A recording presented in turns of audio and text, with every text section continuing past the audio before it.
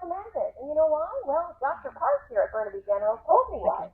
And it's because people with dementia on those narcotics, they get delirium. So I don't understand, Burnaby. Online, there's a lady named Lisa whose mother unfortunately just passed away today. It's June 25th, I believe the date is. I'm just outside Burnaby General Hospital. She's had a hell of a time, and she wants to make a case that she feels like her mother didn't get the care that she needed, and that her mother wouldn't have necessarily died because they started to put her on all kinds of drugs that she feels she didn't need because she went in for a wound. You can say, well, she was in her 90s, and so this is what happens, but this is not kind of how her death was supposed to be. So I'm just here to find out what the story is, and I'm getting in trouble. Oh, no. You just can't film on property, ma'am. Oh, that's why we're standing over there. Okay. So, can you just briefly tell me, what do you think was happening with your mother in this hospital? Okay.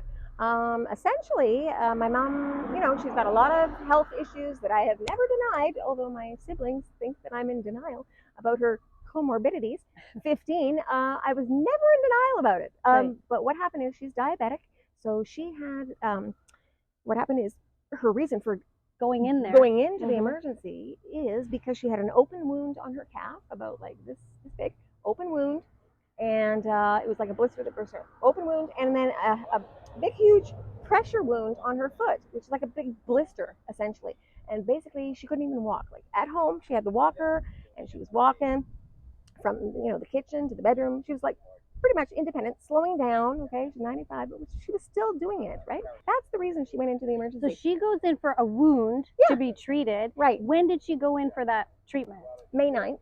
May 9th. Now we're at June 25th. That's right. And they didn't release her? No. Now, no, and they were going to. They were going to discharge her about 3 weeks ago. The doctor came into my room, into my mom's room, and said, Lisa, great news. Your mother, quote, has no medical reason to be in this hospital. Who told you that? The doctor. The doctor Park. told you that. Okay. Yeah. P-A-R-K, which, by the way, I cannot find on their directory. Prior to this, your mom she's older, but she was generally in good health. I mean, when people are older, they have situations, right? Yes. So she goes in for the wound. The doctor says, okay, we're going to clean this up. Now she can be released. What has happened subsequent to that, that she didn't come out? She didn't make it out of Burnaby General, you guys, and I got the news this morning. So don't even know how I'm here right now, but I thought that this is important to do, right? Yeah. I'm very sorry to hear that you lost your mother this morning. And you have been battling and raising awareness. There are people protesting on your behalf and on behalf of your mom. Yes. Why was she not let out? What happened? How could you? I would love someone to tell me that, Anita. I would love someone to tell me that, because essentially I'm losing track of time, but I've got it all in my notes. About 3 weeks ago, the doctor came in and said she's no medical reason to keep her here, so she's going to be discharged by the end of the week. I was like, because that was probably like a Monday. And then after that, it was like the following Friday, things just like, my sister-in-law went up to the nurse's station because she came in for a visit, saw my mom kind of in pain, asked them for more pain meds, which was a mistake because my mom wasn't actually in pain. She was in delirium. That's a major point, because dementia patients should not have the hydromorphone or the methadone, right? It makes them delirious. And these doctors should know that, but they played dumb. And basically, she went. So they were giving her what? Hydromorphone, or also known as Dilaudid, which I have heard now. I'm learning more about it. It's not good for your respiratory. Somebody else said it shuts down your organs. So at any chance they got, all these nurses in there, they would continually inject my mother with the hydromorphone, claiming that she was in pain. And I kept on saying, what do you mean she's in pain? Because on June 8th, I have everything documented. It's a good thing I started documenting everything.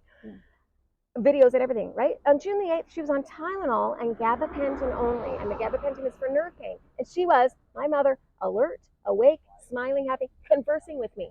And I said to her, Mom, I got to go home now. I've been there like 12 hours. I got to go home. I'm going to get some sleep. I'll see you in the morning. She's like, okay, I'll wait to come. She was speaking. I'll wait for you to come home, come back in the morning so we can talk. Like I said, so June 8th, she was alert, talkative, and everything, right? And then it just got worse and worse. And my sister-in-law, she deteriorated in the hospital. Yes. Yeah. And so not only did they come to inject her with all these things, you came to find out that they were not giving her basic fluids. At the end, yeah, exactly. exactly. What was going on with that? For an apple juice. Yes. She sucked it back, Anita. Yes, she's thirsty. Yeah. And so there was like 2 or 3 sips. That was during my 15-minute visit. Like prior to that, I had unlimited access to my mother. 12 hours a day I would spend with her. And then suddenly all this stuff started happening. So my access was limited to 15 minutes. Mm-hmm. So, and then they talk about, oh, your mother's on comfort care. Well, how is that comfortable for my mom when she's used to me being there for 12 hours and suddenly 15 minutes? And then another night it was 30 minutes. So when I went in and I gave her the apple juice that night, she still had a couple sips left. And my time, and the security guards are all over me like, oh, Lisa, time's up, time's up, time's up. Got to get out of the room. And so I rushed to give my mother that last 2 sips, right? Because I knew darn well they weren't giving her anything. But because of all this pain your mother is experiencing, all this pain, right? Where's the pain coming from? Where's the source? We're gonna recommend methadone. And I was like, methadone? Methadone is used to treat chronic pain, but it is also used in the treatment of morphine and heroin addiction. Dr. Mel, you're very familiar with what happened to Lisa's mom here. Can you just tell me what you make of the care she received? She went in for a wound, but didn't come out. How did this happen? It had to happen because, as I call it, we are in La La Land. This is Hollywood North. You must realize that under Bonnie Henry and Dix, BC is the worst in Canada by far. Just ask Byram when he spoke out in Surrey, and he could not believe. He said, we thought we had the worst in Ford. He's not even close to Bonnie Henry. So you're asking me to explain the obvious. They were trying to depopulate the planet with a bioweapon. The research was done at UBC, my alma mater. It had to end this way. And that's why it is going to come down. They have gone too far, too fast. And they were just quoted. Pfizer, we are on schedule to depopulate the planet to 500 million to 1 billion people. That means they are going to eliminate 7 billion people. How are they going to do it? Not just with this 2-bit virus hoax. This was built on fear and panic.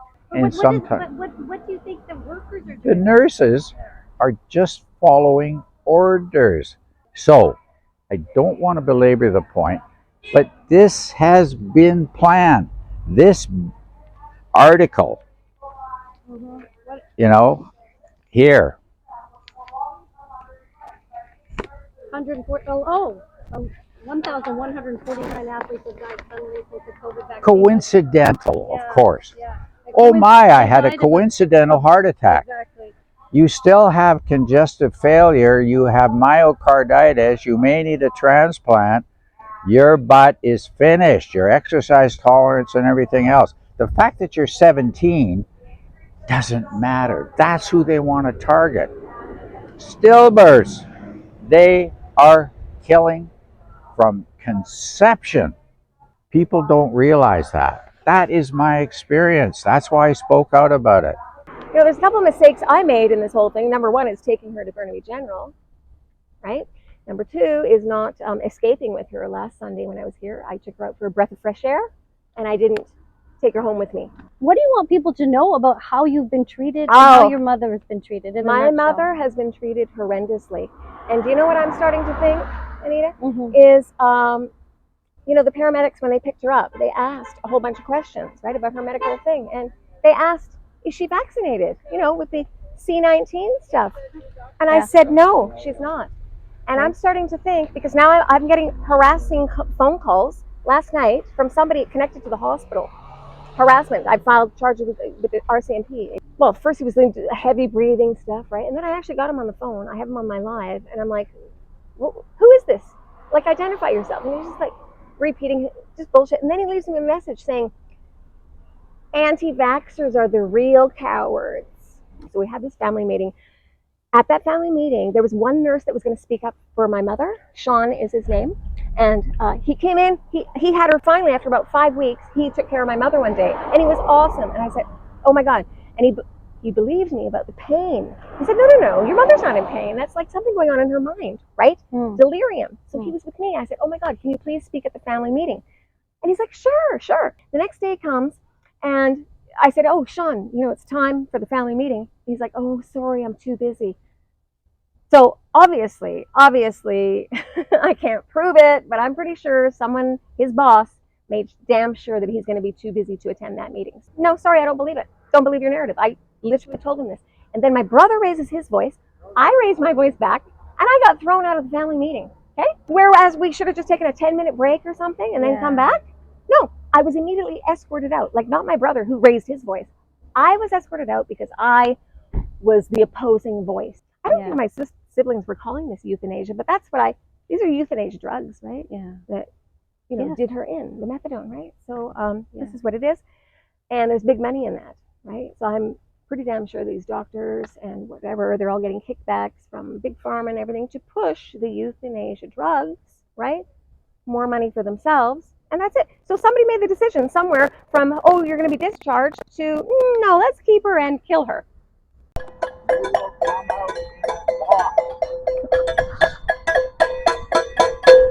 Brave soul coming to take pictures.